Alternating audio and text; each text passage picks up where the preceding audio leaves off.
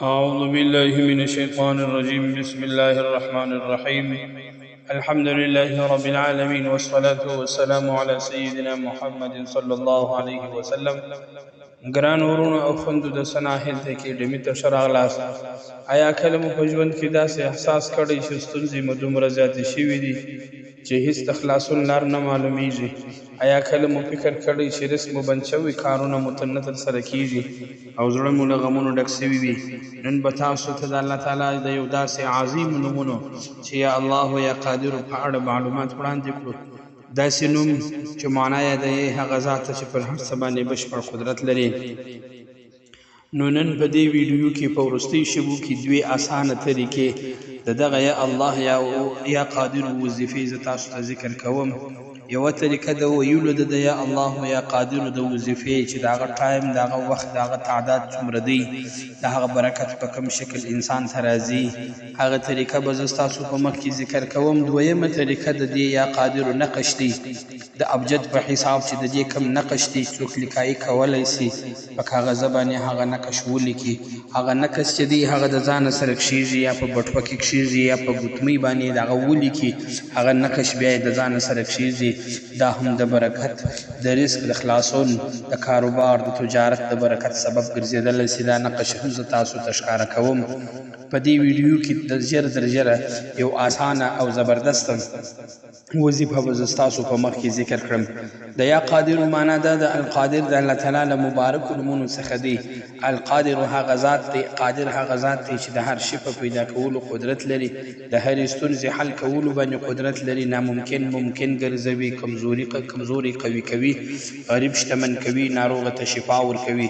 الله تعالی په خپله فرمایي ان الله على كل شيء قدیر بېشک الله تعالی په هر څه باندې قدرت لري د الله جل شانه د قدرت نشانې دا دی حضرت کله چې حضرت ابراهیم علیه السلام ورته وغورځول شو الله تعالی ورته امر وکړي چې یخ او سلامت سه اور ونه سوځاوه کله چې موسی علیه السلام د سمندر مخې ته ودرېد الله تعالی سمندر دوې ټوټې کړي کله چې حضرت زکریا علیه السلام په زوړ عمر کې د اولاد غوښتنه وکړه الله تعالی حضرت یحیی علیه السلام ورکړ دا ټول د الله د قدرت نشانې دي ولې باید یا قادر یا الله ووایو کله چې انسان کمزوری سي کله چې د انسان امید ختم شي کله چې دروازې بندې سي کله چې قرضونه زیات سي کله چې د رزق ستونزې پیدا شي کله چې دشمنان زورور معلومیږي په هغه وخت کې بنده باید وایي یا الله یا قادر ځکه د قدرت مالک یوازې الله تعالی دی د الله جل شانه ذکر زړه ته سکون ورکوي ایمان قوي کوي غمونه کموي د الله رحمت ترجلبوي دعاګانې قبلېدو ته نږدې کوي الله تعالی فرمایي الا بذکر الله تطمئن القلوب خبر اوسئ د الله په ذکر سره زړونه ډاډمن کیږي دا ذکر یوازې کافی نه دی دعا هم ضروري ده توکل هم ضروري دی لمونځ کول حلال رزق ګټل صبر کول دا عمل چې کوم څوک د ذکر سره کوي د انسان ذکر تاثیرات زیاتوي که یو څوک د یا قادر یا الله وایي او په الله باور ولري نو الله تعالی ورته د خیر لارې خلاصوي د الله د قدرت بې شمېره مثالونه دي د باران څاڅکي کې د الله په حکم راشوه کېږي د مور په رحم کې د ماشوم جوړېدل د الله د قدرت نښه ده د ورځې او شپې بدلېدل د الله د قدرت نښه ده لمر راختل او لوېدل د الله د قدرت نښه ده د انسان د زړه درزا د الله د قدرت نښه ده نو هغه ذات چې دومره لوی کائنات چلوي ستاسې ستونزې هم حل کولی شي نو دعا به کوو یا الله ته قادر یې ته کریم یې ته رحیم یې زموږ ګناهونه وبخښه زموږ رزق پراخ کړه زموږ ناروغانو ته شفا ورکړه زموږ قرضونه ادا کړه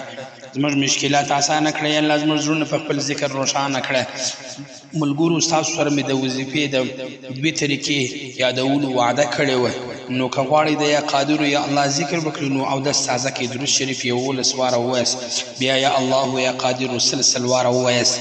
که چیرې د چا 314 واره په وصفره یې هغه هم ویلی سي او 100 واره د لمانځه وروسته دا ویل او بیا وروسته 11 واره درود شریف ویل د لمانځه وروسته 100 واره یا الله یا قادرو ذکر کول او د هغه څه په سر او په پای کې درود شریف ویل او خپل حاجت او دعا د الله تعالی څخه غوښتل دا عمل سهار یا ماښام ترسره کولی سي برکت او قبولیت یوازې د الله تعالی په اختیار کې دی او دعا باید په اخلاص او یقین سره وشي. او دویمه طریقه دغه کم نقش چې تاسو ته په ویډیو کې ښکاري دغه نقش چې کوم څوک ولیکي په ګوتمۍ باندې یا په کاغذ باندې د ځان سره یې وساتي یا په هغه بټوه کې کښېږدي چې کوم ځای کې د پیسې جمع کړي یا په هغه الماري کې کښېږدي چې کوم ځای کې زیورات او پیسې نو د ده د رزق د خلاصون د تجارت کاروبار د پرمختګ سبب به دغه نقش ګرځي. او دا په همیشه باید په اوداسه باندې ولیکل سي، په ډېر ښایسته زبردست خط باندې ولیکل سي او د ځانه سره یې کښېږدي. دا د یا قادرو نقش دی او دا انشاءالله العزیز د ټول عمر دپاره به د کامیابۍ سبب دغه نقش وګرځېږي. که ویډیو مې خوښه شوه نو لایک کړئ، له خپلو دوستانو سره یې شریکه کړئ او د اسلامي معلوماتو لپاره زموږ چینل سبسکرایب کړئ. تر بلې ویډیو د الله په امان. السلام علیکم ورحمة الله وبرکاته.